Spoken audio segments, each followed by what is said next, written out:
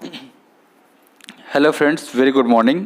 आज के वीडियो में हम बात करेंगे यहाँ पे LDC-AEE 30% Kota on the date 5/11/2020 में पूछे गए फाइनेंशियल सेक्शन के क्वेश्चंस को डिस्कस करेंगे। तो प्लीज़ वीडियो को पूरा देखिएगा और साथ में हमारे चैनल रेलवे पार्ट को सब्सक्राइब करिएगा। अगर वीडियो अच्छा लगे तो उसे लाइक करें, शेयर करें और अदर पेपर जो भी LDC के अगर आपके पास हैं और उनके सॉल्यूशंस आप जानना चाहते हैं तो प्लीज़ हमारे मेल जितेंद्र JEETENDRA जितेंद्र 0108 इस पर आप पेपर भेज सकते हैं, मेरे को मेल कर सकते हैं। जितेंद्र JEETENDRA 0108 इस पर आप LDCs के पेपर चाहे वो AEE AOM जिसका भी हो मैं बेस्ट पॉसिबल ट्राई करूँगा कि मैं आपको इसका सॉल्यूशन प्रोवाइड करा पाऊँ। तो स्टार्ट करते हैं आज का यह वीडियो। सबसे पहला क्वेश्चन यहाँ पे, transfer of fund from one work to another और one allocation to another is called what. तो यहाँ पे कुछ ऑप्शंस दिए हुए हैं, revised grant, final grant, reappropriation and budget grant. तो यहाँ पे बात की जा रही है ट्रांसफ़र ऑफ फंड की, ठीक है। तो इसके लिए जो है इसका सुइटेबल आंसर जो होगा वह क्या होगा, रीअप्रोप्रिएशन। क्या होगा, रीअप्रोप्रिएशन। रीअप्रोप्रिएशन में क्या होता है, मान लीजिए कोई स्कीम जो है तो गवर्नमेंट ऑफ इंडिया द्वारा लॉन्च की गई और उस स्कीम में जो बजट के लिए जो पैसा एलोकेट किया गया था वह पैसा सपोज स्कीम ऑपरेट होने के दौरान पूरा कंप्लीट हो गया, तो उस केस में जो है तो रीअप्रोप्रिएशन करके किसी दूसरे स्कीम का जो पैसा है उसी मिनिस्ट्री में उसको जो है तो उस स्कीम में लगाया जा सकता है। तो सेम यही जो चीज़ है वह रेलवे के लिए भी सुइटेबल है कि transfer of fund originally assign to specific object to supplement funds to another object, ठीक है। तो यहाँ पे इसको बोलेंगे क्या, रीअप्रोप्रिएशन। तो railway board have a full powers to transfer fund from one sub head to another, ठीक है। एक सब हेड से दूसरे सब हेड में अगर ट्रांसफ़र करना है मनी को तो उसमें रेलवे बोर्ड है full powers within a grant, okay, within a grant, but not from one grant to another, ठीक है, in respect of voted and charge expenditure, okay. और एक पॉइंट है कि डिमांड नंबर 16 जो है उसके लिए भी रीअप्रोप्रिएशन एडमिसिबल नहीं है, ठीक है। डिमांड नंबर 16 को छोड़कर अदर डिमांड्स के लिए यह पॉसिबल है, ठीक है, कि within a grant we can transfer और allocate what one grant what one fund to another या वन वर्क टू अनदर, ठीक है। Next question is a vetting of requisition. Requisition को हम बोल सकते हैं, डिमांड ही बोल सकते हैं, ठीक है, मांग पत्र। तो उसका जो वेटिंग है, तो waiting of requisition bye account department, इसका मतलब क्या है यहाँ पे, ठीक है। इसका मतलब ऑप्शंस में है चेकिंग करेक्टनेस ऑफ स्पेसिफिकेशन और चेकिंग जस्टिफिकेशन ऑफ रेट और चेकिंग ज्यूरिसडिक्शन ऑफ रिक्वायरमेंट और डी बोथ एंड सी। तो जो अकाउंट डिपार्टमेंट द्वारा यहाँ पे जितना भी डिमांड है उसका वेटिंग किया जाता है तो किस लिए किया जाता है, for checking the justification of rate as well as jurisdiction of requirement. So both B and C is the right answer, D is the right answer. इसके अलावा अगर बात करें यहाँ पे rate of return for project is required to be calculated. यहाँ पे rate of return की बात की जा रही है, रेट ऑफ रिटर्न की, ठीक है। तो rate of return for project is required to be calculated if the work is funded in, if the work is funded in. यहाँ पे ऑप्शन ए है DRF that is depreciation reserve fund, option B is a development fund, option C is a capital fund and option D NOTA है, none of the above. तो rate of return का मतलब एक तरह से अगर बात करें यहाँ पे तो जैसे हमने डिसइन्वेस्टमेंट किया या इन्वेस्टमेंट किया किसी भी कंपनी में, ठीक है, तो इन्वेस्टमेंट करने के बाद उसका क्या हमको मिलता है, रिटर्न मिलता है। तो ये सेम चीज़ वही है, रेट ऑफ रिटर्न जो है किसी भी प्रोजेक्ट के लिए तो वह किसके लिए अप्लीकेबल होगा यहाँ पे, तो हमेशा जो है तो कैपिटल फंड ठीक है। जैसे डिस्काउंटेड कैश मेथड्स वगैरह कई मेथड्स हैं उसके लिए रेट ऑफ रिटर्न फाइंड करने के लिए। तो इसमें डिस्काउंटेड कैश फ्लो मेथड भी एक मेथड है, ठीक है। तो यहाँ पे rate of return of for project is required to be calculated if the work is funded in what capital, okay. इसके बाद नेक्स्ट क्वेश्चन है यहाँ पे स्टॉक सीट की बात हो रही है। Stock sheet refers to what, ठीक है। तो ऑप्शन है यहाँ पे list of stock item, option B है यहाँ पे requisition for stock item that means what demand for stock item, option C the shortage of material in stock holders depot and option D the cost of stock item. तो stock sheet का जो refer होना basically जो paper पर जितना भी हमारा material है और जो फिजिकल प्रेजेंस है मटेरियल का, ठीक है। तो during the shortfall of the material in stock holders depot, ठीक है। तो इसको वेरीफाई करने के लिए जो है तो स्टॉक सीट का काम आता है यहाँ पे, ठीक है। तो shortage of material in stock holders depot इसको वेरीफाई करना है अगर, तो यहाँ पे स्टॉक सीट को रेफर करते हैं यहाँ पे, ठीक है। इसके बाद यहाँ पे क्वेश्चन पूछा जा रहा है, नेक्स्ट क्वेश्चन है what question number 5 is a tender of a civil engineering in which a tender committee members TC for tender committee members are senior DEN North DEE that is divisional electrical engineer that is a this is a sister department, okay, this is the sister department। जैसा कि हमने आपको बताया था कि sister department जो है यहाँ पे इलेक्ट्रिकल जैसे इंजीनियरिंग है, इलेक्ट्रिकल इंजीनियरिंग है, सिविल इंजीनियरिंग है। सिविल इंजीनियरिंग के केस में जो है अगर ओपन लाइन वर्क्स है तो वहाँ पे इलेक्ट्रिकल डिपार्टमेंट, SNT डिपार्टमेंट और मैकेनिकल डिपार्टमेंट जो है सिस्टर डिपार्टमेंट होता है, ठीक है। तो DEE जनरल और इसके अलावा DFM that is divisional finance manager, ठीक है। In a division the tender accepting member will be what. तो option is senior DEN, option B is ADRM, option C is PCE and option D is all of the above, ठीक है। तो यहाँ पे according to my view tender accepting member will always the one step higher authority जो होता है जितना भी, जैसे सीनियर DEN का कोट कर रहे हैं यहाँ पे अगर, ठीक है। Tender of civil engineering in which TC members are this senior DEN that is convener, convener मतलब सीनियर DEN है यहाँ पे। तो सीनियर DEN से एक पोस्ट अगर ऊपर जाते हैं यहाँ पे तो ADRM जो होगा यहाँ पे मोस्ट प्रोबेबल सुटेबल आंसर होगा that is a tender accepting member, okay.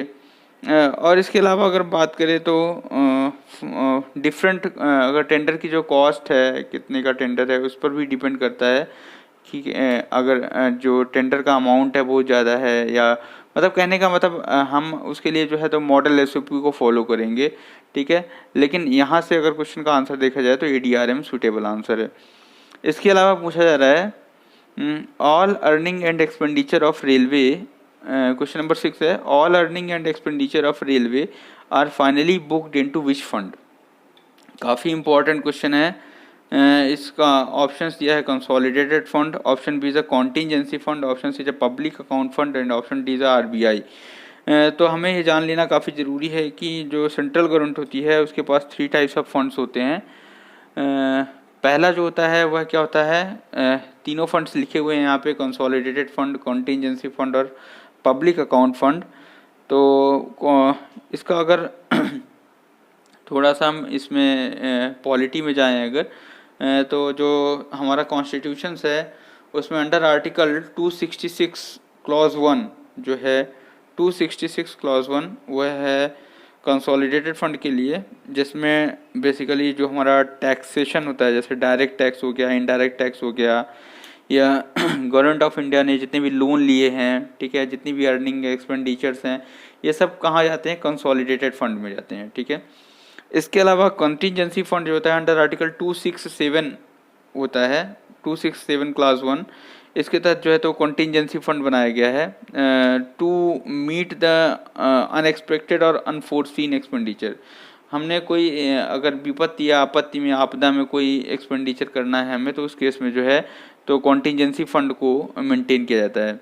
एक और पॉइंट है कि कंसोलिडेटेड फंड को विड्रॉल करना है अगर, तो उसके लिए हमें पार्लियामेंट की अप्रूवल लेनी पड़ती है, ठीक है।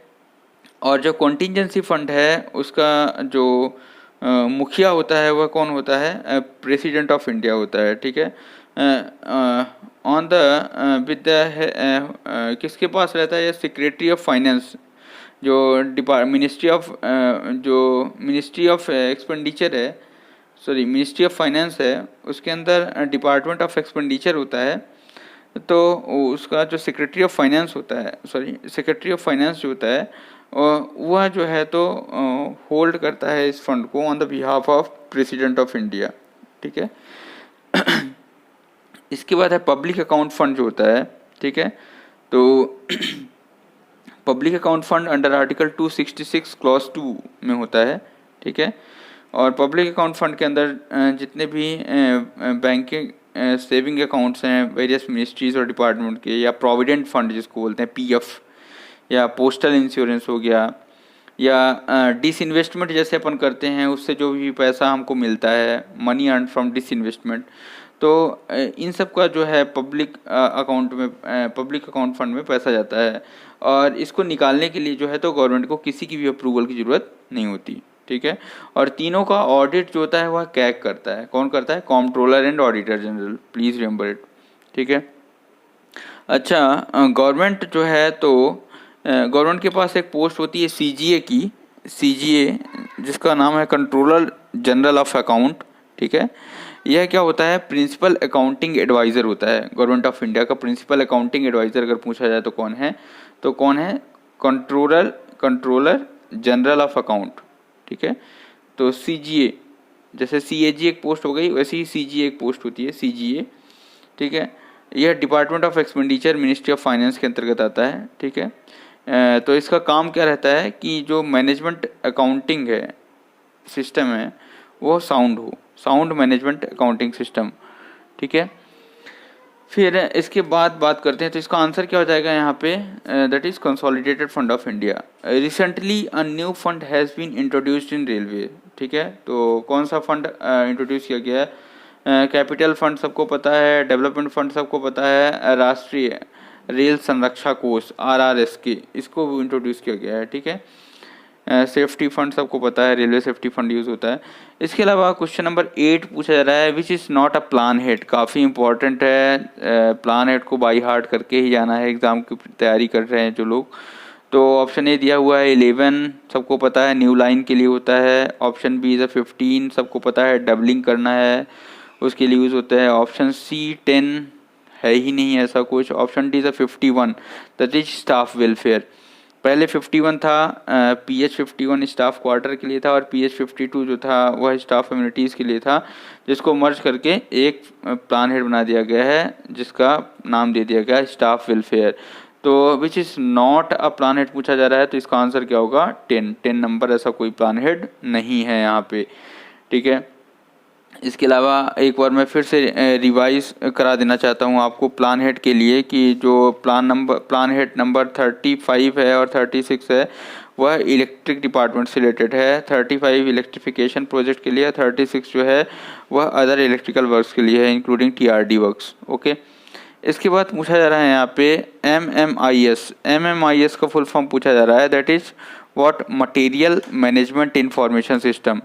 MMIS का फुल फॉर्म क्या होगा, मटेरियल, प्लीज़ रिमेंबर इट और please by heart it, material management, MGMT, material management information system, okay. Material management information system is the full form of MMIS। इसके अलावा पूछा जा रहा है यहाँ पे last digit of PL number, that is price ledger number की बात की जा रही है यहाँ पे।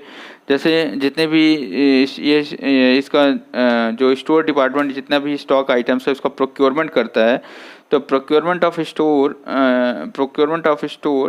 items, that is stock or non-stock items, are required to be made by what, quoting a PL number। तो हर एक आइटम का क्या होता है, एक PL नंबर होता है, ठीक है।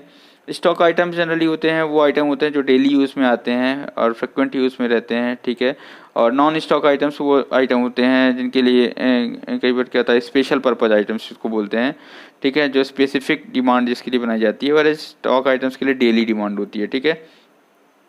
जैसे सपोज एक पीएल नंबर की बात कर रहा हूँ मैं, अगर यहाँ पे लिख रहा हूँ सपोज एक पीएल नंबर यहाँ पे लिख रहा हूँ 300 107 10755, ये मैंने एक पीएल नंबर यहाँ पे वाइट बोर्ड पे लिखा हुआ है, ठीक है।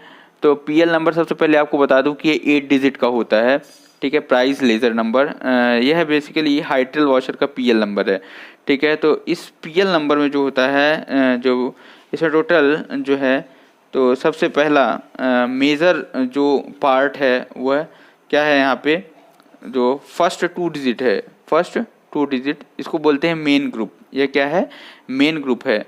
और सेकंड यहाँ पे जो पार्ट है 01, यह है सब ग्रुप, ठीक है। This is a MG that is main group, this is a SG that is a सब ग्रुप।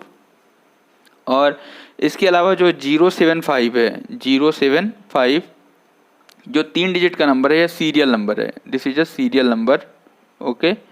मेन ग्रुप, सब ग्रुप और सीरियल नंबर। और लास्ट का ये चेक डिजिट जो बचता है, ये क्या है, this is a check digit, okay. तो serial number within subgroup, ठीक है, दैट इज 075। तो इस तरह से जो है तो पीएल नंबर को जो है तो ऐसा डिवाइड किया जाता है। तो यहाँ पे लास्ट डिजिट पूछा जा रहा है, तो लास्ट डिजिट क्या होगा यहाँ पे, दैट इज चेक डिजिट। यहाँ पे सबका लिखा हुआ है, मेन ग्रुप जो है तो 30 है, अगर यहाँ पे सब ग्रुप की बात की जाए तो 01 है, और सीरियल नंबर की बात की जाए तो यहाँ पे 075 है, और चेक डिजिट यहाँ पे 5 है, ठीक है। इसके अलावा, ठीक है, electric loco maintenance expenditure, next question है यहाँ पे 11th number, electric loco maintenance expenditure is charged to which sub major head. Sub major head, जैसा कि मैंने आपको कल बताया था कि सब मेजर हेड का मतलब क्या, डिमांड नंबर से है, जो कि पहले डिमांड नंबर बोलते थे, अभी सब मेजर हेड बोलने लगे हैं जिसको। तो यहाँ पे sub major head 03 that is demand number 5C, sub major head 04 that is demand number 6D, sub major head 8 that is demand number 10H, and sub major head 01 demand number 4B। तो काफ़ी ये भी बोला था मैंने कि इसको भी बाई हार्ट करके जाना है एक तरह से। तो यहाँ पे इलेक्ट्रिक लोको का मेंटेनेंस करना है, अगर जैसा कि सबको पता है रिपेयर एंड मेंटेनेंस के लिए जो है 4, 5, 6, 7 4 डिमांड है। तो पीबीए और वर्क्स का जो होता है वह डिमांड नंबर 4 में होता है, मोटिव पावर जो है डिमांड नंबर 5 में है, डिमांड नंबर 6 CNW के लिए है, और demand number 7 plant and equipment के लिए। तो यहाँ पे इसका आंसर क्या हो जाएगा, demand number 5C that is SMH03, sub major head 03 is the right answer. इसके अलावा पूछा जा रहा है ऑपरेटिंग रेशियो, काफ़ी इंपॉर्टेंट है, काफ़ी आसान है, ठीक है। तो operating ratio defined as what, working expenses divide by earning. Option A is the right answer, option B, option C, A, D इस सबको हटाओ। What is total working expenses divide by total earning is called a what, operating ratio, ठीक है। तो इस तरह से total 12 questions जो है तो इस वीडियो में हमने डिस्कस करे। अगर वीडियो अच्छा लगा तो उसे लाइक करें, शेयर करें, और अगर आपके पास LDC 30% और 70% किसी भी डिपार्टमेंट का या क्वेश्चन पेपर है जिसमें ग्रुप बी पोस्ट के लिए है, तो प्लीज़ उसे जो है तो मेरे mail ID JEETENDRA Jitendra 0108@gmail.com पे जो है तो इसे मेल करें, जिसके क्वेश्चन आंसर्स को हम जो है तो वीडियोस में सॉल्व करेंगे। तो वीडियो को पूरा देखने के लिए धन्यवाद, आपका दिन शुभ हो।